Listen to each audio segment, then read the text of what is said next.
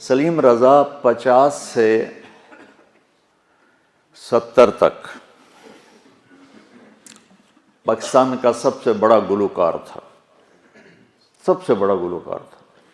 عیسائی سے مسلمان ہوا تھا، امرتسر کا تھا، پارٹیشن کے بعد فیملی ادھر آ گئی، وہ اکیلا مسلمان ہوا، باقی کوئی نہیں ہوا۔ تو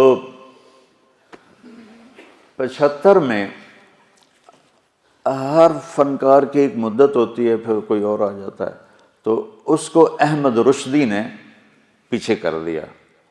وہ اس کی نئی آواز تھی تو لوگ ادھر متوجہ ہو گئے،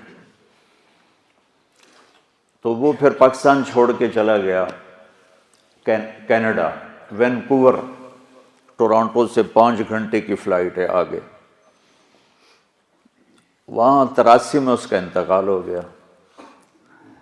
تو میں جب پچھلی دفعہ گیا تو میں نے مقامی دوستوں سے کہا کہ سلیم رضا کی قبر پہ جانا ہے، میرا اس سے کیا واسطہ ہے، لیکن ایک کوئی بس اندر میں ایک محبت ہے ان سب کے ذریعے۔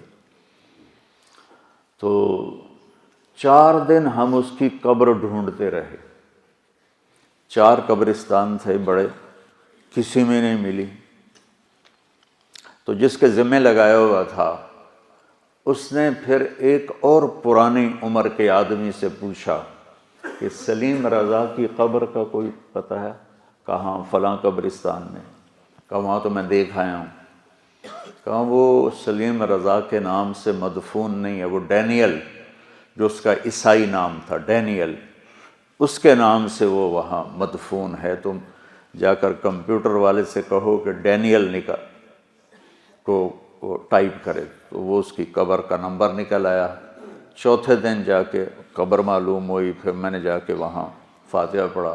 اگلے دن پوری جماعت کو لے گیا، سب کو 2 نفل پڑھائے۔ میں نے کہا اس کو کبھی کسی نے فاتحہ نہیں پڑھا ہوگا، کیونکہ وہ تو ساری فیملی عیسائی ہے، اس پر صلیب لگی ہوئی تھی، اس کی جو تھی نا تختی اس پر۔ تو سب کو میں نے نماز پڑھائی، 2 نفل۔ میں نے کہا اس کی بخشش کے دعا۔ اور ابھی جو میں عمرہ کر کے آیا ہوں، میں نے سلیم رضا کے لیے عمرہ کیا۔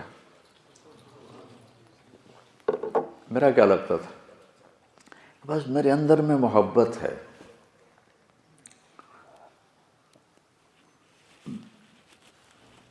میں نے کہا اس کے لیے تو کسی نے بسم اللہ پڑھ کے بھی ثواب نہیں بھیجا ہوگا، کہ فیملی ساری عیسائی تھی۔ اور مرا وینکوور میں 83 میں، جب وہاں آبادی مسلمانوں کی کوئی نہیں تھی۔